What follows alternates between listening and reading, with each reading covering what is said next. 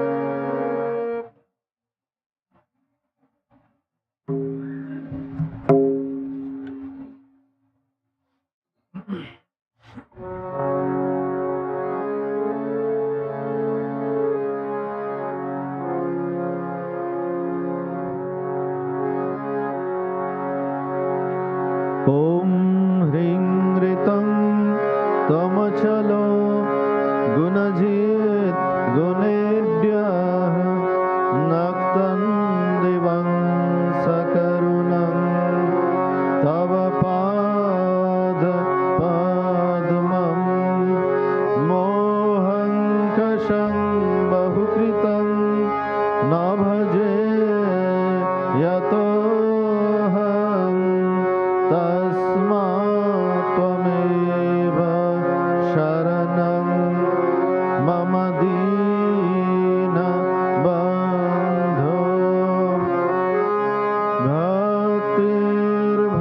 भक्तिर्भगश्च भजनं भवभेदकारी गच्छन्तलं सुविपुलं गमनाय तत्त्वं वक्त्रोद्धृतोऽपि हृदये न मे भाति किञ्चित् तस्मात् त्वमेव शरणं मम दीनबन्धो तेजस्तरन्ति तरसा त्वयि तृप्त तृष्णा रागे कृते ऋतपथे त्वयि राम कृष्णे मर्त्यामृतं तव पदं मरणोर्मि नाशं तस्मात् त्वमेव शरणं मम दीनबन्धो कृतं करोति कलुषं कुहकान्तकारी शान्तं शिवं सुविमलं तव नाम नाथ यस्मादहं तु अशरणो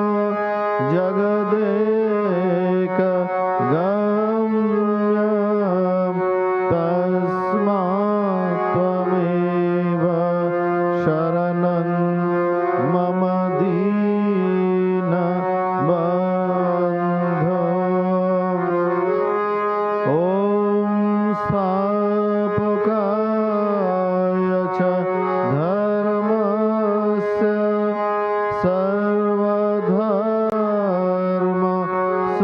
सर्वधर्मस्वरूपिणे अवतार वरिष्ठाय रामकृष्णाय ते नमः ॐ नमो श्री भगवते रामकृष्णाय नमो नमः ॐ नमो श्री भगवते रामकृष्णाय नमो नमः ॐ नमो श्री भगवते रामकृष्णाय नमो नमः।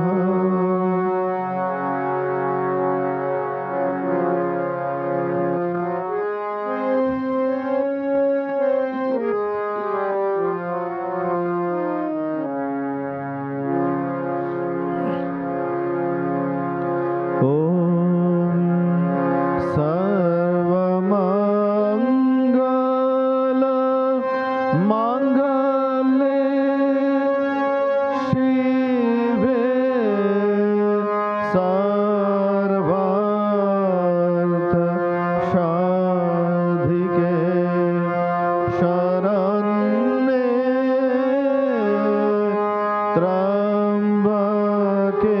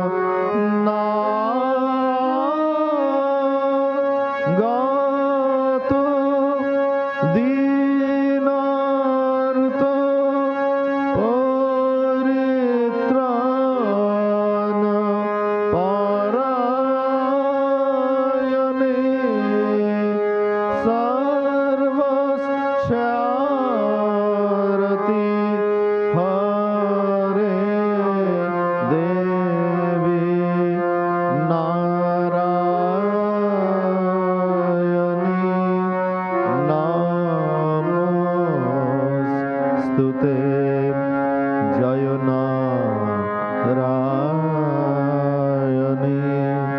नमोस्तुते जय नारायणी नमोस्तुते जय नारायणी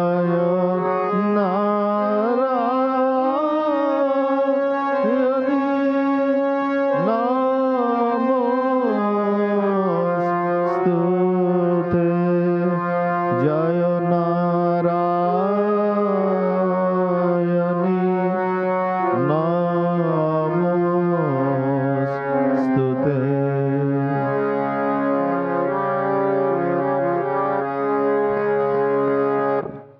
जय महामाई की जय, जय भगवान श्री रामकृष्ण देव की जय, जय स्वामी जी महाराज जी की जय।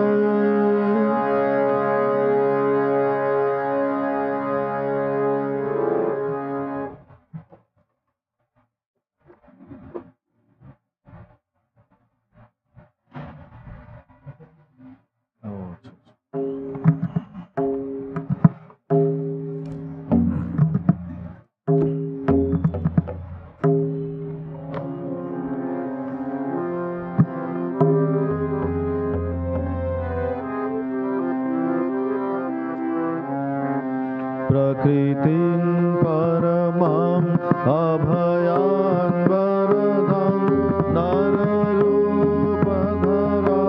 जनतापहरां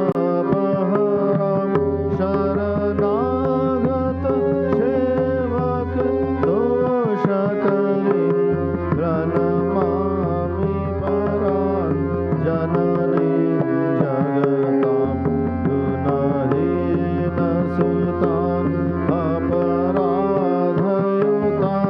कृपयाद् समुद्धर मोहगतां तरणीं भवसागर पारकरीं प्रणमामि परां जननीं जगतां विषयं कुसुमं परिहृत सदा चरणामृत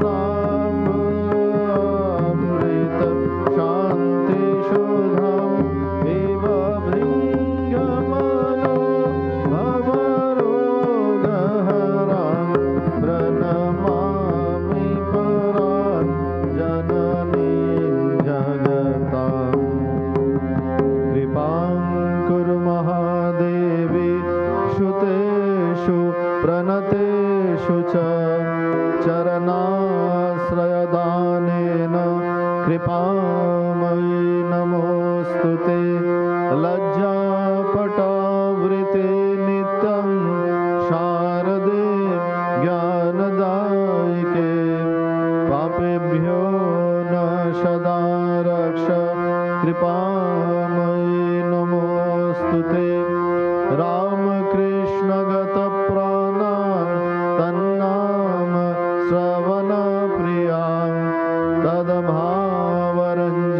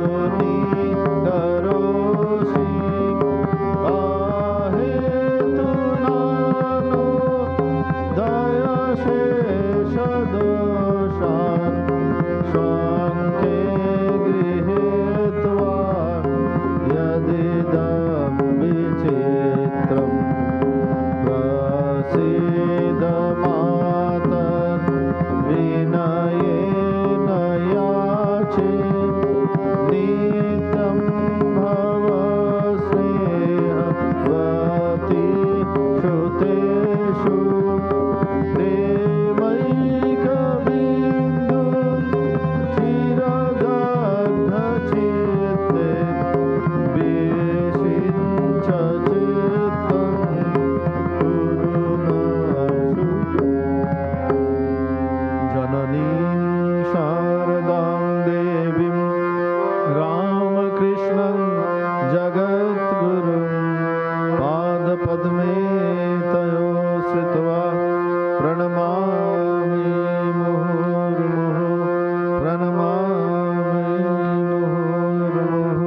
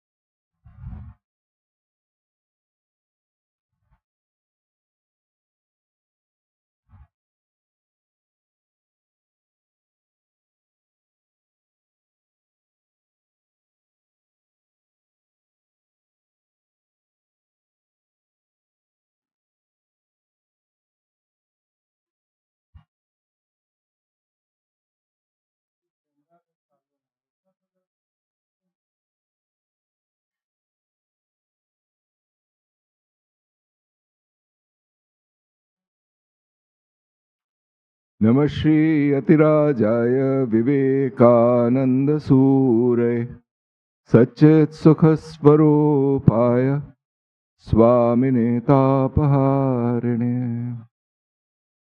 So we resume with this crucial paragraph.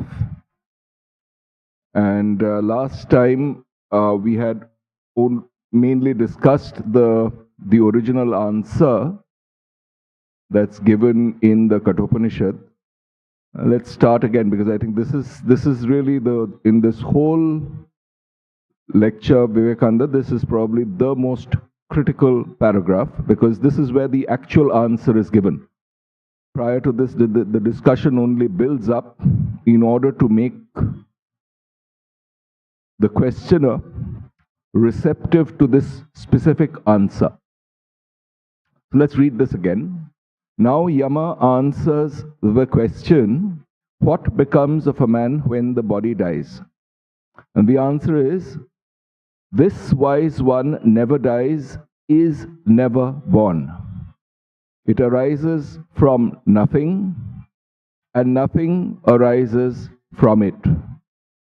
Unborn, eternal, everlasting, this ancient one can never be destroyed with the destruction of the body. If the slayer thinks he can slay, or if the slain thinks he is slain, they both do not know the truth, for the self neither slays nor is slain. So this is a paraphrasing or a translation, a free translation of the original verse.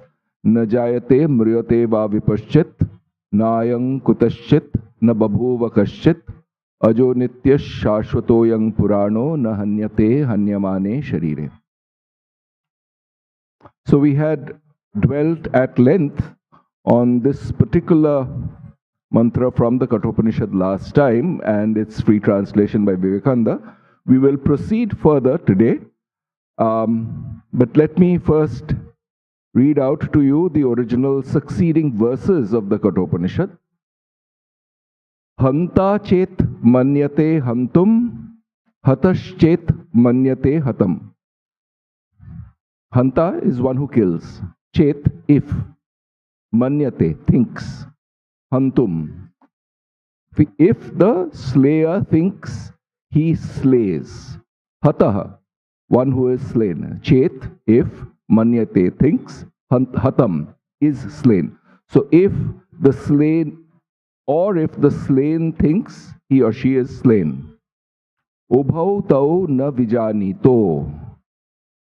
Neither of them know correctly. Nayam hanti na hanyate. For the true essence of one's being neither slays nor is slain. And then the last verse, the last verse which is relevant to this paragraph here. Anoranyana mahato mahiyan atma asya jantoho nihito guhayam tam akratu pashyati vita shoko dhatu prasadat mahimanam atmanaha. Anoho, atom. Aniyan, smaller than the atom. Mahato, greater than the great. Mahiyan. Atma asya jantoho. Jantu means creatures, us. Of these creatures is hidden in the guhayam, the cave of the heart. Tam akratu pashyati vita shoko dhatu prasadat mahimanam atmanaha. Those that are restrained, who have turned their minds inward into this process of introspective enquiry, through a process of freeing the mind from the thraldom of the senses, such perceive the glory of this self. Yeah? So this is the original source from the Katha Upanishad. Now let's read what Vivekananda has to say and then we'll go on and elaborate about it. So after making this, he'll come to this particular verse, Anoraniyan Mahato Mahiyan, at the end of this paragraph, but he elaborates in his way on this statement, the wise one never dies, is never born. A most tremendous position. I should like to draw your attention to the adjective in the first line, which is wise. Vipaschita is the word in the original. As we proceed, we shall find that the ideal of the Vedanta is that all wisdom and all purity are in the soul already, dimly expressed or better expressed. That is all the difference. The difference between man and all things in the whole creation is not in kind, but only in degree. The background, the reality of everyone is that same eternal, ever blessed, ever pure, and ever perfect one. It is the Atman, the soul, in the saint and the sinner, in the happy and the miserable, in the beautiful and the ugly, in men and in animals. It is the same throughout. It is the shining one. The difference is caused by the power of expression. In some it is expressed more, in others less. But this difference of expression has no effect upon the Atman. If in their dress one man shows more of his body than another, it does not make any difference in their bodies. The difference is in their dress. We had better remember here that throughout the Vedanta philosophy, there is no such thing as good and bad. They are not two different things. The same thing is good or bad, and the difference is only in degree. The very thing I call pleasurable today, tomorrow, the very thing I call pleasurable today, tomorrow under better circumstances, I may call pain. The fire that warms us can also consume us. It is not the fault of the fire. Thus the soul being pure and perfect, the man who does evil is giving the lie unto himself. He does not know the nature of himself. Even in the murderer, the pure soul is there. It dies not. It was his mistake, he could not manifest it. He had covered it up. Nor in the man who thinks that he is killed is the soul killed. It is eternal. It can never be killed, never destroyed. This is his this is here, up till here, Vivekananda expands on this original verse, original mantra, na jayate mriyate va vipaschit. And then he goes on to the other two verses which I read out. Anuranyan, and that's the one that he's paraphrasing here. Infinitely smaller than the smallest. Anuranyan, infinitely larger than the largest. Mahato Mahyan. This Lord of all is present in the depths of every human heart. Atma asya janto nihito guhayam. It's an interesting translation. What is he saying? The Lord of all is present in the depths of every human heart. What is the original? Atma asya janto nihito guhayam. I mean, usually it's translated as the self. What is he doing here? He's basically identifying, that which is called the Lord or God, etc., from the devotee's point of view, is the same as what the Jnani calls the Atman or the essence, and that which the Buddhists call Shunya. Yeah? Beyond all conceptual frameworks. Depends on what is the attitude with which one is talking about it. No more, no less.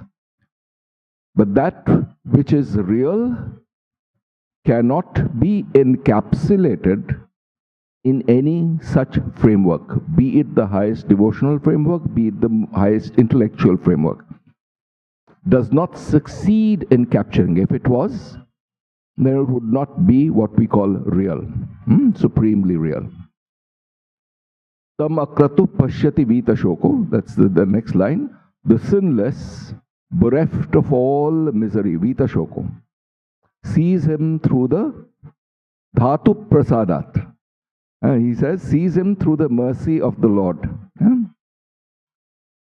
The bodiless, yet dwelling in the body, the spaceless, yet seeming to occupy space, infinite, omnipresent, knowing such to be the soul, the sages never are miserable. Let's now go back to this verse which he translates here. Anuraniyan mahato mahyan atma asya jantoho nihito guhayam tam akratuh pashyati vita shoko dhatu prasadat mahimanam atmanaha.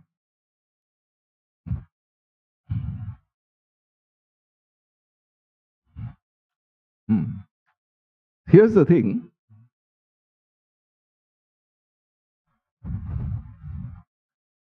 When talking about Maya in these 3 lectures that Vivekananda spoke about Maya, he finally boils it down to these 3 fundamental frameworks through which we grasp tangible visual reality. What was it? Space, time, and causation. This framework itself and whatever is capturable within this framework of space-time causation is what he has called Maya. Which means the quest for reality lies within this, but these cannot capture that which is real, that which is true. These cannot encapsulate, these cannot circumscribe that which is real, that which is true. The enquiry starts here. Why? Because there's a sense of reality, the sense of truth.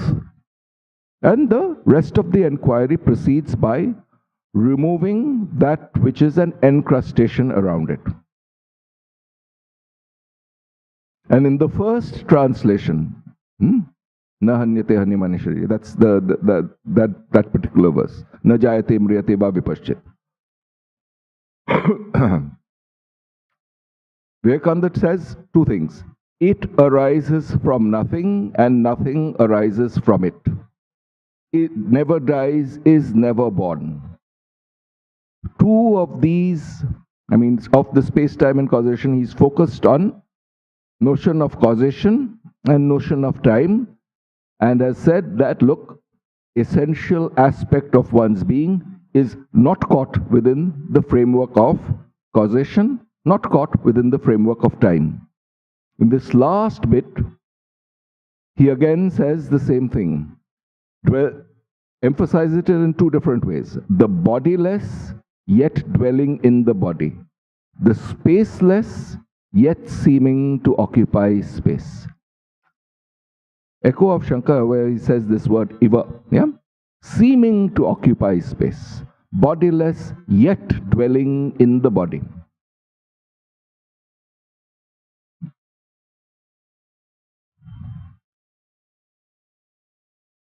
So, this is not literally a translation from what is there in the verse, but without cutting through this notion, these fundamental notions of space-time causation to some deeper aspect of that which is real in our being,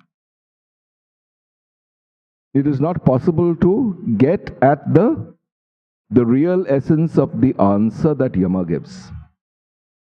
So long as we consider ourselves to be bodies, and that only, we will have all these ideas of eternal existence reflected in the middle of all kinds of stories. What kind of stories? Oh, after death one will go to some kind of a heaven which has lots of water if you're born in a dry place, and it'll be a dry and pleasant weather if you're born in another place where there's a lot of unpleasant weather and rain. Essentially, it's kind of fantasizing, nothing more. And he said, what do we mean by existence? If our idea of existence is that, okay, existing in the body, then we will conceive of all these stories as continue to exist in some kind of a body. Oh, but this particular body is of course going to get destroyed. So what can we do? If we imagine some kind of a individuated subtle body, blah, blah, blah, etc., etc., manufacture all kinds of things from this, which somehow or the other doesn't get to the point. And it does not satisfy the inquiring mind. These stories and these narratives from the Puranas, etc., etc., essentially they are meant only to orient the mind towards the truth. But if one takes the story as the truth, one is done for. Why? Because basically what has happened is that one's inquiry has stopped by meeting a dead end. The rest of this answer that is given here is really for the inquiring mind that will not be stopped by these stories. Yeah? So that's what Yama tried to do. Tried to offer these various stories. Yeah? Choose heavens, choose all these song and dance, etc., etc. But Nachiketa had a stern and one-pointed mind which was after the truth. Huh?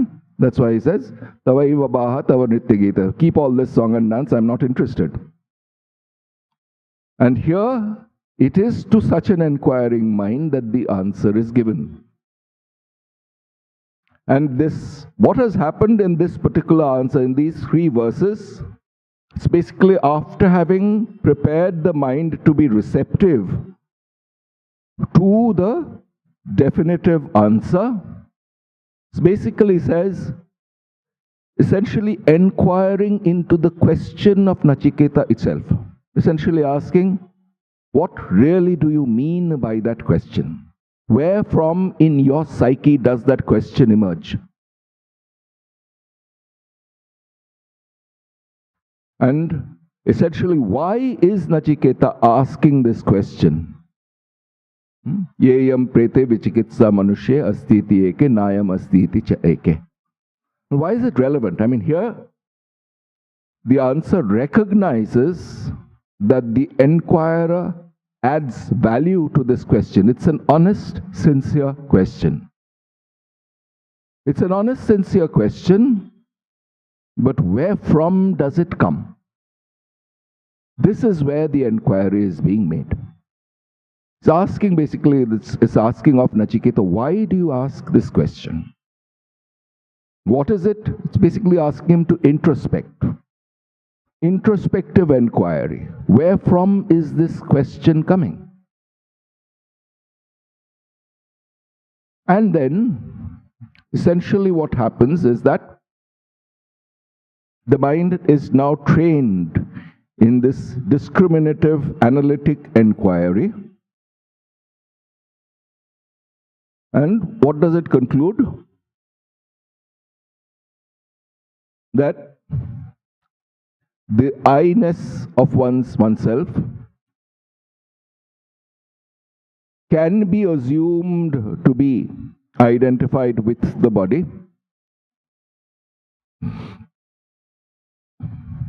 In which case, the body is built up of dead matter, so what we consider as life is not there. But most of the time, what is it? It is, I am a conscious being identified with my body. So the first collection of verses trained the mind to separate out this. And once the mind is trained in this analysis, viveka, discrimination, the answer is given that this principle of consciousness, how are we going to catch hold of it? Not caught within this framework of space, time and causation. Beyond Maya, so to speak. That's the beyond adhyasa. The individual aspect of Maya is what Shankara calls adhyasa. Adhipurvak as. Yeah? So that which is superimposed, this idea this idea that I am caught within this framework of space, time, and causation. So it's a very, of course, it's at some fundamental level, it's an idea. It's an assumption. It's an assumption that is not challenged. And because it's an assumption that is not challenged, just by force of habit, this assumption starts exerting greater and greater influence over the rest of our being, over our thoughts, our actions, our deeds, our feelings. What is done here is the first collection of verses challenged this assumption. Challenging this assumption is precisely the training of the mind in this discriminatory power, where the mind becomes stronger and stronger and refuses to grant reality, to all aspects of one's being that are caught within the framework of space, time, and causation. Once that is there, the mind becomes receptive to this higher answer in rather an extreme form. It basically says, what is at the foundation? What is the phenomenon? What is the awareness of phenomena that gives rise to this notion that one is caught within space, time, and causation? Fundamentally, one is born, one dies. What's the answer given? If you think you are born or you think you die, then you have not yet got to this foundation on which causality and time floats. And Vivekananda adds further, spaceless yet seeming to occupy space, bodiless yet dwelling in the body. This notion of this body that I have at this moment is what gives rise to this notion of space. Dependent ideas. I have a body, therefore my body is in space. The two ideas arise together. Elimination of one automatically eliminates the other. This is what discrimination is about. What is the foundation? What is the awareness which reflects this particular idea? I am this body, and hence I am this body in space. The simultaneous arising of the notion, I am the body. When one is in deep sleep, one is completely unaware of one's body. Yeah? And when that awareness comes, simultaneously it comes with an awareness of I am this principle of the body which differentiates that which is inside from that which is outside. This idea. What is inside is space, what is outside is another kind of space. This notion of I am the body makes for this differentiation in space itself. And this differentiation itself gives rise to the notion of space, which is divided by the idea I am the body. So this simultaneous, it's not that one comes before the other. We very often start thinking in terms of, oh, this idea and that idea, one is the cause, the other is the effect. The actual practice is essentially these two come simultaneously, are supposed to go away simultaneously. This notion of simultaneous arising of notions and ideas and feelings, this is what is called pratitya samutpada in the Madhyamaka Buddhist way of thinking. And here what is basically, and the Vedantin turns it around a little bit and says, well, there is this Tat Pat Shodhan and Tam Pat Shodhan. Yeah? When we look at the world, That is the tat, that, and tvam is this, me. That thou art. What is it? Eliminate from that all limiting adjuncts. Eliminate from this or thou, the idea of me. All these limiting adjuncts, and then this principle of division is supposed to vanish. Here also it's basically the same thing. Doesn't really matter, because these are really the two principles, along with a more baroque and elaborate treatment in Kashmir Shaivism. It's mostly Advaita Vedanta and the Buddhist Madhyamika, which really give you non-dual philosophy at its in its most extreme form. So here, what has been done so far in the first couple of lines, the notion of time, the notion of causality, where it was not that these were treated as something to be thrown away. But the process is neti in the strict, in this sense of the word, saying that, look, this is not just it. Not just this, not just this. Usually we catch hold of reality through this framework of space-time and causation. What is being asked, what we are being asked to do here is not treat this common sense understanding, common sense framework as a supreme reality. This is all that there is. So challenge it. Ask questions of this framework which one assumes. So this idea of neti, translated as not just this, not just this, to be applied to this framework through which we grasp reality. What is that framework? Space, time, and causation. Na jayate mruyate va vipaschit. That challenges space, that challenges time and causation, and says basically, look, do you really feel that this time and causality is all that there is? Why? Why assume that?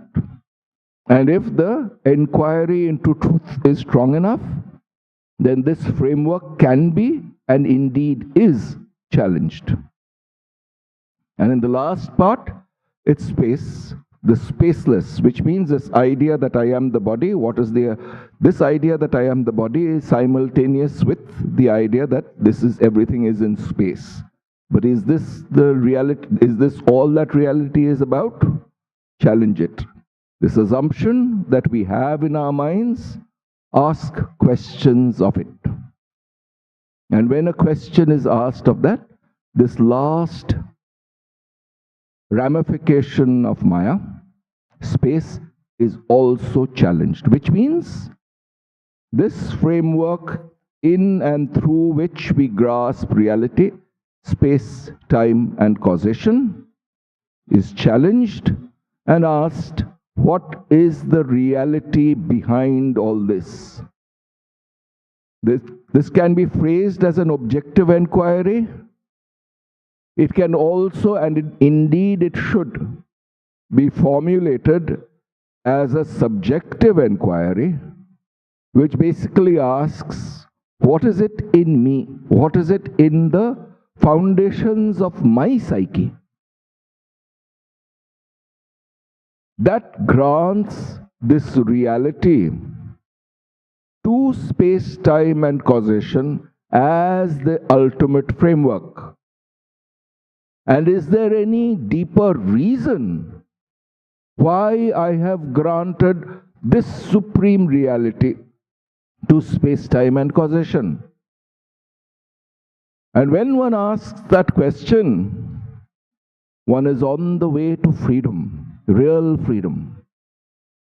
Real freedom is not being caught in this framework, where one's subjective reality, in its deepest sense, is not caught in words, is not caught in intellectual frameworks, it's not caught in all this instinctive emotional upsurges. And at a very foundational level, is not caught within this framework of space, time, and causation. So, first is this recognition that I have granted reality to this trio, to space, to time, to causation, as frameworks in and through which we grasp reality. And then we proceed to ask ourselves, is that really necessary? Any answer we express in words will be caught by the nature of things in this space, time, and causation. So where are we headed? When we ask this question, we are basically saying that that reality that we were assuming is caught within the framework of space and time and causation is the same as the assumption that it is caught in words and intellectual frameworks, in our emotions, in our feelings, in our thoughts. When we are asking questions of it, we are really asking questions of ourselves about what is it that I assume my being to rest on. And then this question arises, this framework of space, time, and causation, is it really that my being rests on that framework? Or is it the other way around? Is it that the essence of my being grants reality to this framework? And this is this flip, this is this inversion of perspective that says that, no, it is the essence of my being, which is what the devotee calls the Lord and the Jnani calls the Atman and the Buddhists call Shunya. It is that which one is after. In other words, starting from this question that Nachiketa had asked, Ya yam prete vichikitsa manushya asti iti eke nayam asti iti chaike. What is the question heading towards? It's becoming a real inquiry into the nature of one's self.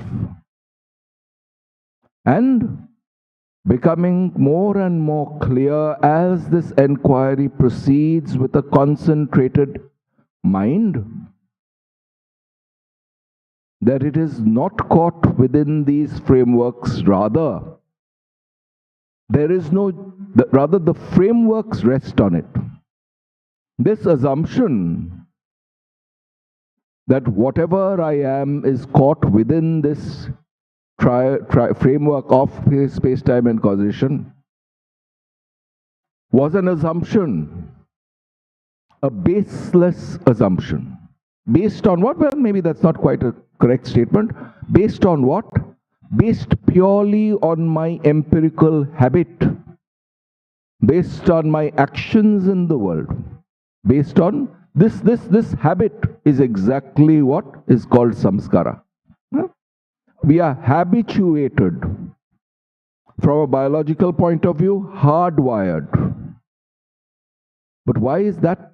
Why is that which we are hardwired into thinking? Why is that which we are habituated into thinking necessarily got to be true? And one slowly becomes aware that inquiry into truth is not something casual, but embraces our whole being. It is only then. Inquiry into truth is not something that is to be taken up casually or as an intellectual pastime or as an act of emotional exuberance, but rather it is what our being is. And therefore, it is to be embraced with our full being, our whole being. And when that inquiry is done with our whole being, which means thinking, feeling, willing, simultaneously unified, such an inquiry would bear fruit. And here, the foundation of the wrong assumptions about it are being challenged. And the answer is being given as, it is not that one's being is caught within the framework of birth and death. It is not caught within the framework of time. It is not caught within the framework of space of causation. Nor is this assumption that I am the body alone justified. And so, the notion of space itself becomes secondary, not of ultimate importance. And this challenging this assumption in our being is essential in order to grasp the answer that is given either in any of these non-dual philosophies, either in Vedanta or in Madhyamaka. Why? Once that inquiry is made, then one refuses to grant supreme reality to anything that is grasped by this framework of space-time causation. And one understands that once that is done effectively, what is the output? The output is something very pragmatic. Knowing such to be the soul, knowing such to be the essence of one's being, the sages never are miserable. Samakratu pashyati vita shoko dhatu prasadat mahimatnam atmanaha. Vita shoka. Na shochati na kankshati. This is there in some other place. Shoka, gone. In the rest of the Upanishads, the one thing that is stressed on is this fearlessness. There is nothing in one's essence that can be destroyed. So fear out of the window. Same thing. What is shoka? What is misery? Something that I have is taken away. Something that I felt that I was identified with was an essential part of my being taken away from me. Cause of shoka, cause of misery. Fear is essentially the same thing. Oh, it will be taken away from me. The answer is given that, look, that which is essential to one's being can neither be added nor be subtracted from me. It is what it is. This clarity, the greater the clarity and the dhriti means holding on to it with strength. The greater that comes, the greater the clarity of that mind, which holds on to this reality, this truth, the less is misery able to affect one, the less is fear able to affect one. Why? Because that which is essential to one's being cannot be affected by any of this. Yeah? So we'll read these two verses and conclude for today. Or maybe these three verses. Na jayate mruyate va vipaschit na ayang kutaschit na babhuva kaschit ajo nitya shashvatoyang purano na hanyate hanyamane sharire. Hanta chet manyate hamtum hataschet manyate hatam ubhau tau na vijanito nayang hantina hanyate. Anoraniyan mahato mahiyan atmasya janto nihito guhayam samakratu pashyati vita shoko dhatu prasadan mahimanam atmanaha. Om Shanti Shanti Shanti Harihi Om Tat Sat Shri Ramakrishna Arpanamastu.